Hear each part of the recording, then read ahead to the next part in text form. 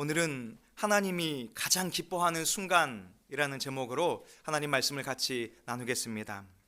믿음의 식구들이요, 하나님이 가장 기뻐하시는 순간은 바로 우리를 죄에서 구원하신 순간인 줄로 믿습니다. 주님은 우리를 너무나 사랑하셔서 우리가 길 잃고 헤매지 않도록, 홀로 머물러 있지 않도록 우리를 구원하기를 원하셔서 자신의 하나뿐인 독생자 예수 그리스도를 그 저주의 십자가에 매어 다셨어요. 예수님을 십자가에서 죽게 두시고 예수님의 대속으로 말미암아서 우리의 죄를 속량하여 주시고 우리의 영혼을 구원해 주신 것입니다.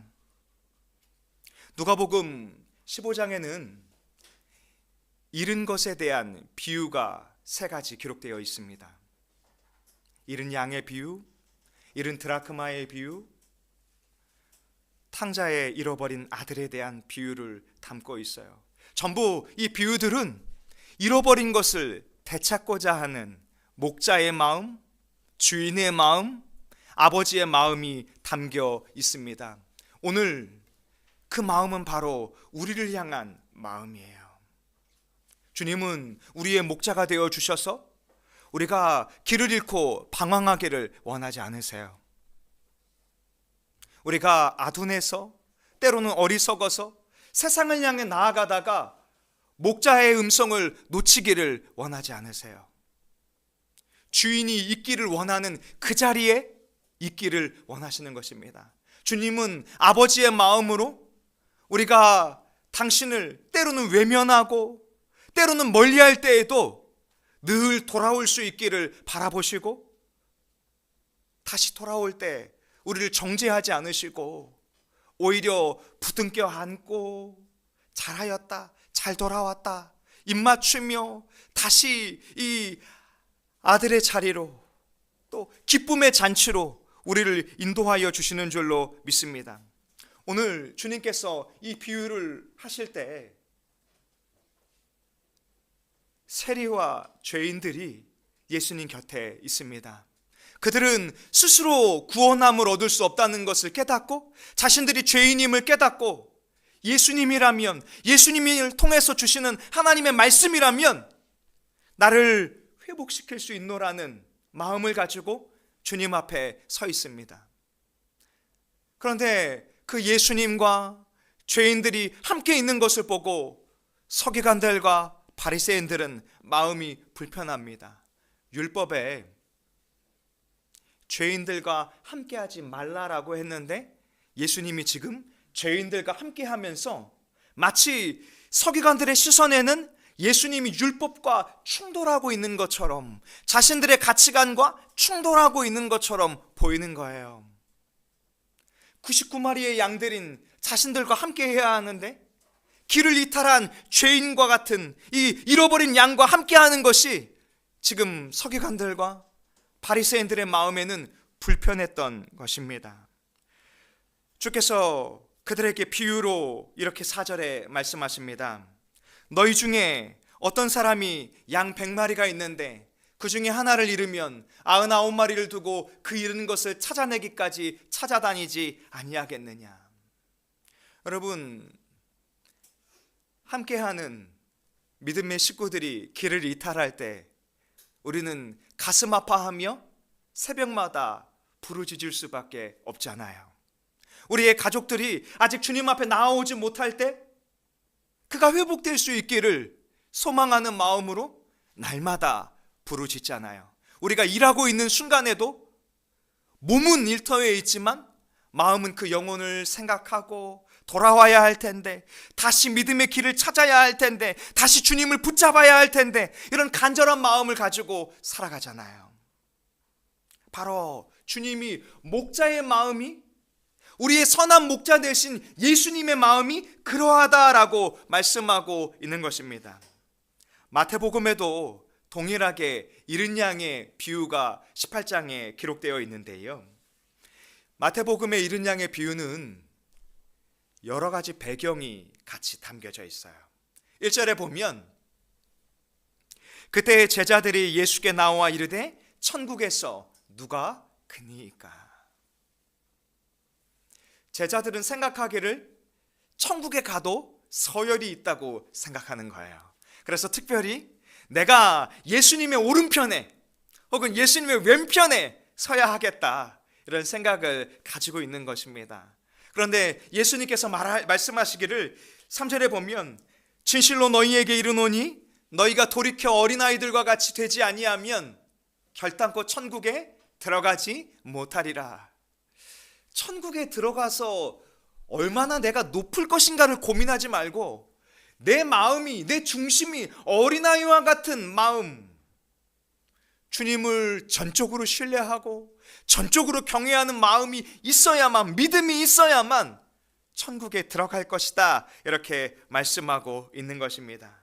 그러면서 주님은 6절에 말씀하기를 누구든지 나를 믿는 이 작은 자 중 하나를 실족하게 하면,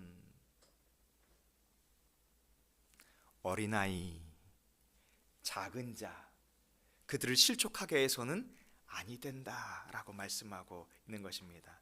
우리 다산동행교회는 주일학교 수련회를 할 때 모든 성도님들이 같이 나와서 이 아이들이 주님 앞에 믿음을 갖도록, 믿음의 자녀로 살아갈 수 있도록 함께 수련회를 했잖아요. 그 마음도 동일한 것입니다. 작다고 함부로 여기거나 무시하는 것이 아니라 주님 보실 때 이 한 영혼은 천하보다 귀한 영혼인 줄로 믿습니다. 또 주님은 그래서 이 수련회를 통해서 믿지 않는 영혼들이 믿음의 공동체 가운데 나올 수 있게 하여 주시고 또 이렇게 믿음으로 함께 할 수 있도록 이끌어 주셨잖아요. 오늘 이 잃어버린 양의 비유를 통해서 예수님의 마음을 우리가 갖기를 원하시는 거예요. 목자 되신 예수님의 마음이 이러하다. 그러니 너희도 주의 제자로서 예수 그리스도의 마음을 붙들고 살아가야 한다라고 가르쳐주고 계신 것입니다. 여러분, 100마리의 양 중에 한 마리는 세상의 눈으로 보면 한 마리 정도야, 이렇게 생각할지도 모릅니다. 그러나 예수님의 눈에 한 마리의 잃어버린 양은 여러 마리 중에 하나가 아니에요. 예수님 보실 때 잃어버린 양인 우리들은 그저 많은 성도 중에 하나이다, 이렇게 생각하지 않으십니다. 바로 우리를 향해서 말씀하시기를 천하보다 값진 것이다, 이렇게 말씀해 주셨어요. 다니엘서에 말씀하기를 한 영혼이 주님 앞에 돌아오는 것만큼 값진 것이 무엇이 있겠느냐, 해와 같이 빛날 일이다, 이렇게 주님이 말씀해 주셨어요. 이처럼 주님은 14절에 말씀하시기를 이와 같이 이 작은 자 중에 하나라도 잃는 것은 하늘에 계신 너희 아버지의 뜻이 아니니라. 단 한 마리의 잃어버린 양도 주님은 용납하지 않는 것입니다. 이것이 우리에게 소망이 되는 거예요. 여러분이 어떠한 마음을 가지고 살아가든지 우리 주님은 여러분들을 포기하지 않으세요. 길을 잃고 방황하고 또 이 진흙탕에 넘어져서 이 양털이 다 흙더미에 뒤덮여서 말라 비틀어졌을지라도 주님은 우리를 포기하지 않으세요. 오히려 주님은 12절에 이렇게 말씀합니다. 너희 생각에는 어떠하냐? 만일 어떤 사람이 양 100마리가 있는데 그 중에 하나가 길을 잃었으면 그 99마리를 산에 두고 가서 길 잃은 양을 찾지 않겠느냐. 여러분, 교회가 바로 이런 모습입니다. 가끔 여러분 이런 생각할 때 있어요. 왜 우리는 새로운 지체가 왔을 때 그에게 마음을 쏟을까? 이렇게 고민해 볼 때가 있어요. 그 이유가 무엇일까요? 예수님의 마음이에요. 잃어버린 영혼을 구원케 하고자 하는 주님의 마음이 담겨져 있는 거예요. 왜 이렇게 어린 영혼, 실족한 영혼, 주님에 대해서 잘 모르는 영혼의 믿음의 공동체가 마음을 쏟을까? 바로 그리스도 예수의 마음이에요. 믿음으로 한 영혼 한 영혼 돌아오고 한 영혼 한 영혼 그리스도의 제자로 세워지는 것이 바로 이 땅에 교회를 세우신 주의 목적인 줄로 믿습니다. 오늘 이 18장 12절의 말씀 가운데 있는 이 말씀에는요, 이 양이 스스로 길을 이탈하였다, 이런 의미가 담겨져 있습니다. 그가 죄 가운데 빠져서 또 세상을 향해 떠나서 길을 이탈했다는 거예요.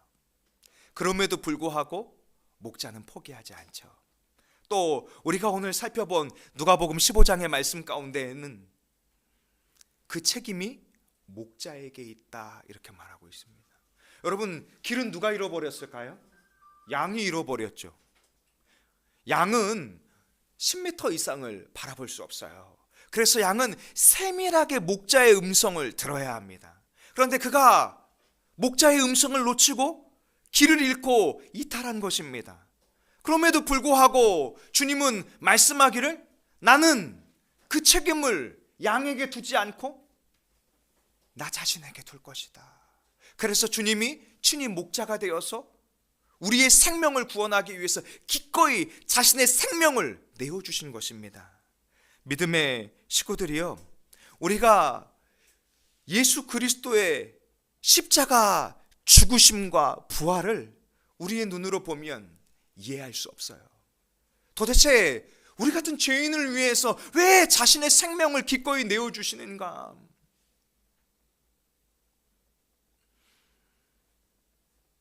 여러분, 양이 순할까요? 고집스러울까요? 우리는 양과 염소로 비교해서 염소는 좀 괴팍할 것 같고 양은 좀 순할 것 같잖아요. 그런데 양이 그렇게 순하지 않다는 거예요. 양의 성질도요, 보통 성질이 아니라는 거예요. 마치 우리들의 모습처럼.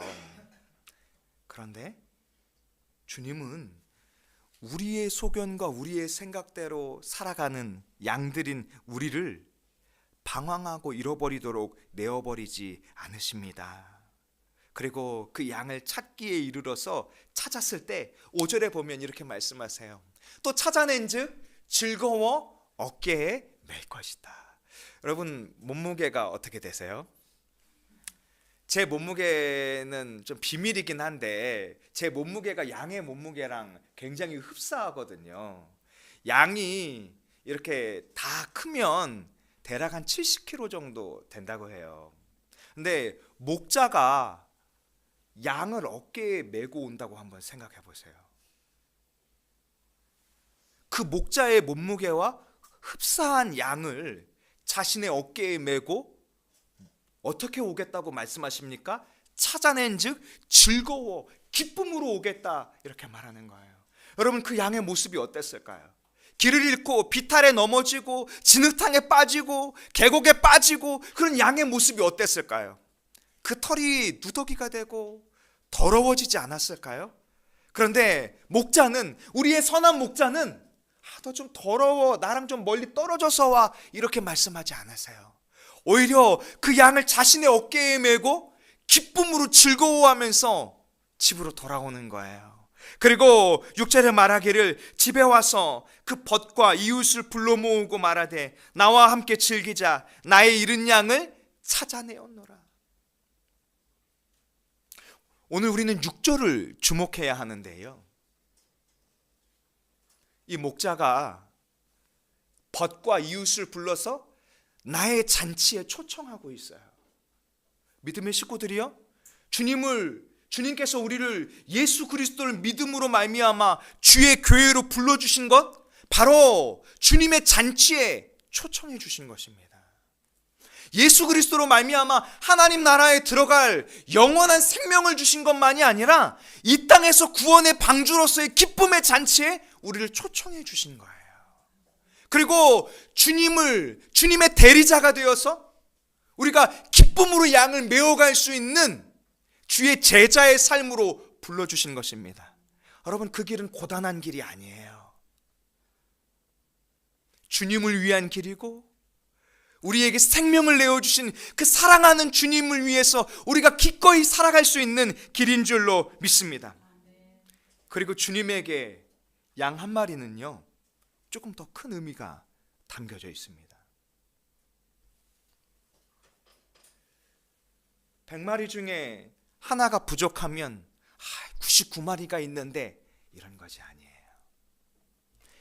하나님께서 100마리의 양을 구원하기로 작정하셨다면 그 한 마리가 빠지면 어떻게 될까요? 하나님의 뜻이 성취되지 않는 거예요. 그래서 이 한 마리는 그저 그런 한 마리가 아니라 하나님의 뜻을 온전히 성취할 수 있는 존귀한 잃어버린 영혼인 줄로 믿습니다. 믿음의 식구들이요, 바로 우리들이 그런 잃어버린 양들이고 하나님 보실 때 존귀한 양들인 것입니다. 그리고 7절에 말씀하기를 내가 너희에게 이르노니 이와 같이 죄인 한 사람이 회개하면 하늘에서는 회개할 것 없는 의인 99으로 말미암아 기뻐하는 것보다 더하리라. 예수 그리스도 안으로 잃어버린 영혼이 들어오면 하늘에서는 그것보다 더 기뻐할 것이 무엇이 있겠느냐. 정말 천국의 기쁨은 너무나 놀라워서 천국의 기쁜 잔치가 일어날 것이다, 이렇게 말하고 있는 거예요. 여러분, 가끔 우리가 잃어버린 영혼이 다산 동행교회를 통해서 돌아올 때 그런 눈을 떠서 보셨으면 좋겠어요. 하나님 나라에서 지금 우리 하나님 아버지가 천국의 잔치를 기쁘게 열고 계시겠구나. 정말 하나님의 뜻이 하나하나 이루어지는 것을 통해서 하나님이 그 향기를 흠양하시고 그 예배를 흠양하시고 이 영혼을 기쁘게 받으시겠구나. 내가 이 기쁨의 잔치에 주님 나라에 갈 그날까지 계속해서 함께해야 하겠구나. 그런 믿음으로 바라볼 수 있었으면 좋겠어요. 바리새인과 서기관들에게 세리와 죄인들은 그저 자신들과 함께하기 어려운 불결한 죄인으로 보였을 것입니다. 그러나 예수님에게는 그들은 잃어버린 한 영혼이고 천하보다 값진 한 영혼이어서 다른 사람들이 예수님을 향해서 예수님, 당신은 선한 분이면서 어찌하여 죄인들과 어울리십니까? 라고 말할 때 개의치 않으세요. 남들의 시선과 남들의 판단을 연연하지 않으세요. 오히려 주님의 마음은 지금 이 세리가, 지금 이 죄인이 주님 앞에 어떻게 돌아오는가, 어떻게 돌아올 수 있겠는가, 거기에 마음이 있는 거예요. 우리가 잘 알고 있는 삭개오 뽕나무 이야기 알고 있잖아요. 주님은 세리장이었던 삭개오를 구원하시기 위해서 그 마을로 가셨어요. 주님은 그 한 영혼을 구원하기 위해서 직접 찾아가신 거예요. 어쩌면 삭개오는 생각했을지 모릅니다. 내가 주님을 만나기 위해서, 내가 주님을 보기 위해서 이 나무 위에 올라간 거야, 이렇게 생각할지 모르지만 예수님은 오히려 그 나무 위에 삭개오가 있다라는 것을 아시고 그곳에 가서 삭개오야, 내려오라. 삭개오가 뭐라고 고백합니까? 주님, 내 재산의 절반을 가난한 자들에게 나눠주겠습니다. 이제 내가 그동안 다른 사람들이 괴롭히고 빼앗았던 것에 대해서 4배로 갚겠습니다. 여러분, 지금 이 돈 이야기를 해서 삭개오가 돈을 많이 내어서 주님이 기쁘셨을까요? 그런 것이 아닙니다. 삭개오의 주인은 이전에는 돈이었어요. 그래서 돈을 벌기 위해서는 남들이 비난하는 세리의 일도 마다하지 않고 세리장까지 되었습니다. 그러나 삭개오의 주인은 이제 예수 그리스도로 바뀌었어요. 뭐 때문에요? 삭개오야, 내려오라. 이제 내가 너의 집에 거하여야 하겠다. 삭개오의 마음의 집 안에 예수 그리스도께서 주인이 되어주신 줄로 믿습니다. 믿음의 식구들이요, 여러분들의 마음 안에 예수 그리스도가 주인으로 계십니까? 그렇다면 그 주님의 목자됨을 잘 따라 살아갈 수 있기를 바랍니다. 주님은 또 다른 비유로 말씀하세요. 어떤 여자가 10드라크마가 있는데 하나를 잃으면 등불을 켜고 집을 쓸며 찾아내기까지 부지런히 찾아내지 아니하겠느냐. 오늘 이 10드라크마의 주인이었던 이 한 여인은요, 그 여인에게 있어서 이 동전 하나는 그저 그런 동전이 아니에요. 그래서 이 여인은 드라크마 하나를 찾기 위해서 등불을 켜고 집을 쓸며 찾아내기까지 부지런히 찾지 않겠느냐 이렇게 묻고 있어요. 결코 포기하지 않고 이 여인은 동전을 찾을 것이다 이렇게 말씀하고 있는 것입니다. 바로 우리의 주인 되신 예수님의 마음이 그러해요. 한 영혼을 놓고 기도할 때 그 영혼을 위해서 언제까지 기도해야 할까요? 끝까지 하셔야 되겠죠.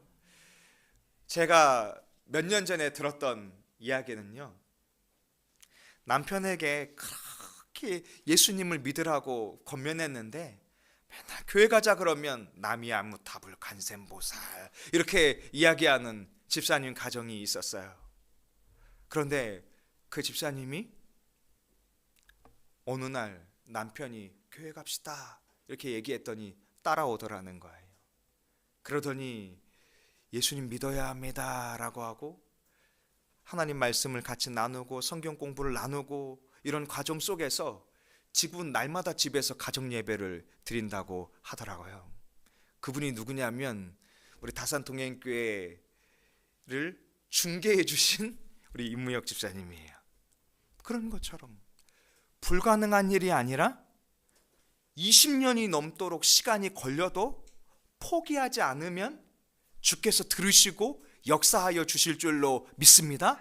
그것이 바로 주인의 마음이고 바로 예수 그리스도를 구주로 믿는 우리가 예수 그리스도의 주인됨을 고백하는 삶을 살아가는 모습인 줄로 믿습니다. 그리고 9절에 말씀하기를 또 찾아낸즉 벗과 이웃을 불러 모으고 말하되 나와 함께 즐기자 이른 드라크마를 찾아내었노라.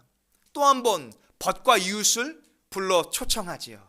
누가는 계속해서 주인이 일하시는데 그 주인의 일함에 공동체가 함께하기를 초청하고 있는 거예요. 마치 예수 그리스도께서 교회를 통해서 믿음의 공동체를 통해서 잃어버린 영혼을 구원하기를 원하시는 것처럼.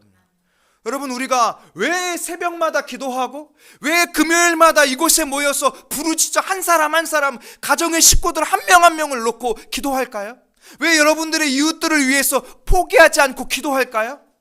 바로 우리의 주인 되신 예수 그리스도의 마음을 붙들고 우리에게 허락해 주신 가족들을 위해서, 믿음의 공동체의 식구들을 위해서, 우리의 선교지를 위해서, 우리의 이웃들을 위해서 기도하는 것인 줄로 믿습니다. 주님은 10절에 말씀하세요. 내가 너희에게 이르노니 이와 같이 죄인 한 사람이 회개하면 하나님의 사자들 앞에 기쁨이 되느니라. 그러면서 마지막 비유를 말씀하시는데요. 어떤 사람에게 두 아들이 있어요. 그런데 이 둘째가 재산 중에서 내게 돌아올 분깃을 달라 아버지에게 요청하는 거예요. 여러분, 가끔 그렇게 버릇없는 자녀들이 있을 수 있어요. 근데 유대 사회에서는 조금 이것이 굉장히 특별한 일입니다. 아버지에게 나의 유산을 달라고 하는 것은 아버지가 죽은 것과 같이 여기는 거예요. 그러니 살아있는 아버지 입장은 어떨까요? 이런 기꺼이 키워놨더니 이런 못된 자녀가 있나 이런 생각을 할 거잖아요. 그런데 아버지는 그 살림을 나누어 주고 맙니다. 그런데 며칠이 못 돼서 둘째 아들이 재물을 다 모아가지고 먼 나라에 갔어요. 여러분, 먼 나라에 갔다는 것은 어떤 의미냐면 나 이제 아버지 안 본다는 거예요. 아버지의 집만을 떠난 것이 아니라 아버지의 나라를 떠나버리는 거예요. 그것도 먼 나라로. 가서 그는 자신이 살고 싶은 대로 마음껏 삽니다. 성경은 표현하기를 허랑방탕하여 그 재산을 낭비하였다 이렇게 말합니다. 근데 문제가 생겼어요. 그 재산을 다 잃어버린 다음에 그 나라에 큰 흉년이 들었어요. 그리고 비로소 자신의 처지를 깨닫게 됩니다. 집 나가면 고생이죠. 하나님 아버지 곁을 떠나면 고생이에요. 여러분, 주님 손을 꼭 붙들고 사셔야 돼요. 하나님 아버지의 손을 꼭 붙들고 사셔야 돼요. 돈을 따라서, 세상을 따라서 내가 원하는 것을 향해서 달려가도 그 끝은 무엇일까요? 궁핍함이에요. 아버지 곁을 떠나서는 만족할 삶이 없어요. 그때 그가 이제 16절에 말하기를 돼지 먹는 쥐염 열매로 배를 채우고자 하되 주는 자가 없더라. 돼지 먹는 이 돼지 사료조차도 그에게 나눠줄 사람이 없다라고 말하는 거예요. 그때 17절에 그는 속으로 생각합니다. 스스로 돌이켜 이르되 내 아버지에게는 양식이 풍족한 품꾼이 얼마나 많은가. 아버지의 집의 품꾼들은 마음껏 먹고 살 수 있는데 왜 나는 이렇게 살 수밖에 없는가. 내가 이제 일어나 아버지께 가서 이르기를 아버지, 내가 하늘과 아버지께 죄를 지었사오니 지금부터는 아버지의 아들이라 일컬음을 받지 못하겠나이다. 나를 품꾼 중에 하나로 보소서 하리라. 여러분, 이 고백은 회개하는 것일까요? 회개하지 않는 것일까요?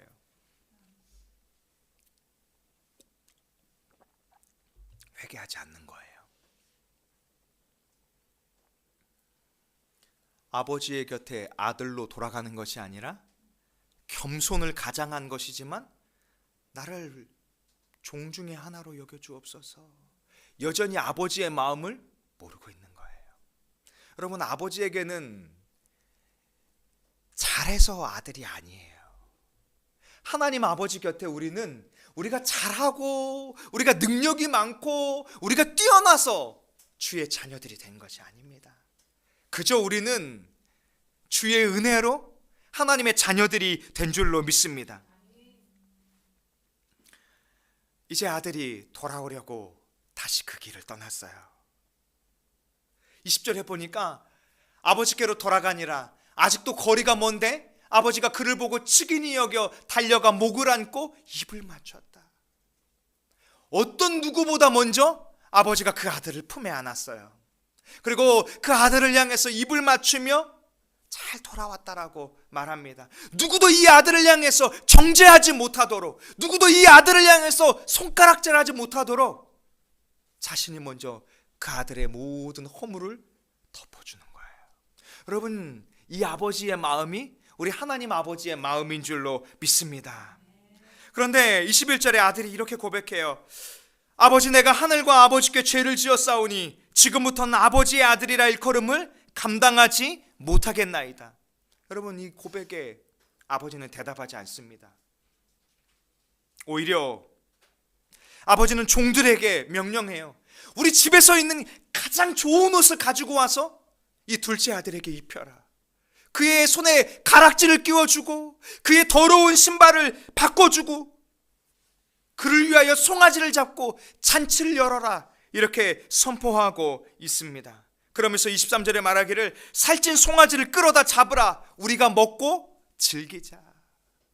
여러분, 여기서 우린 다시 한번 떠올리셔야 돼요. 아버지가 잃어버린 아들을 얻고 나서 또 한번 기쁨의 잔치를 베풀고 있는 거예요. 그리고 이야기하기를 그 잔치에 즐겁게 참여해야 한다. 여러분, 이 이야기가 어디 배경 속에서 나오는 걸까요? 어떤 주인이 잔치를 열었는데 초청했는데 밭을 샀기 때문에 돌아올 수 없다고 했잖아요. 소를 샀기 때문에 돌아올 수 없다고 했잖아요. 그리고 나는 장가 들었기 때문에 이 잔치에 참여할 수 없다라고 했잖아요. 그것과 지금 이 말씀을 비교하고 있는 거예요. 너희는 주인의 잔치에, 아버지의 잔치에 함께 할 것이냐? 아니면 그 잔치를 받아들이지 않을 것이냐? 그런데 이 기쁨의 잔치가 벌어지고 있는데 25절에 맏아들이 밭에서 그 소리를 들었어요. 맏아들은 밭에 있다가 돌아와 집에 가까이 왔을 때 풍악과 춤추는 소리가 들렸다. 종에게 묻습니다. 이것이 어찌된 일이냐? 그랬더니 종이 고백하기를 당신의 동생이 돌아왔음에 당신의 아버지가 건강한 그를 다시 맞아들이게 됨으로 인하여 살찐 송아지를 잡았나이다. 이렇게 둘째 동생이 돌아왔는데, 아버지의 아들이 돌아왔는데 28절에 어떤 일이 있습니까? 마다들은 그가 노하여 들어가고자 하지 아니하거늘. 아버지의 집에, 아버지의 잔치에 들어가고자 하지 아니하였다, 이렇게 말하고 있는 거예요. 여러분, 이 모습이 누구의 모습일까요? 예수님 곁에 있었던 바리새인들과 서기관들의 모습이에요. 오늘 이 비유를 통해서 주님이 그들에게 하나님 나라의 천국 잔치에 함께 하자 초청하고 있는 것입니다.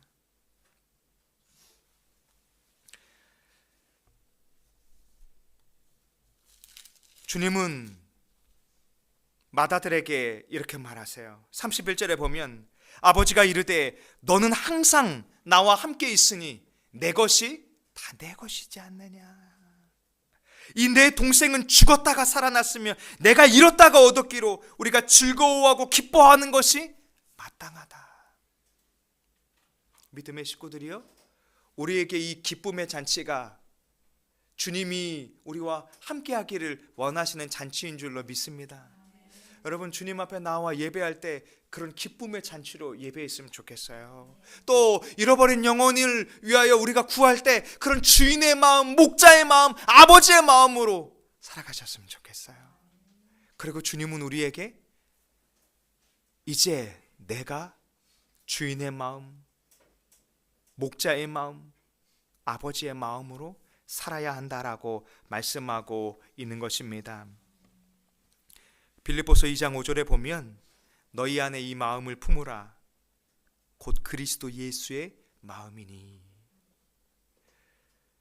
바울은 빌립보 교회를 향해서 내가 예수 그리스도의 심장으로 너희 무리를 얼마나 사랑하는지 아느냐, 이렇게 1장 8절에 말씀하고 있어요.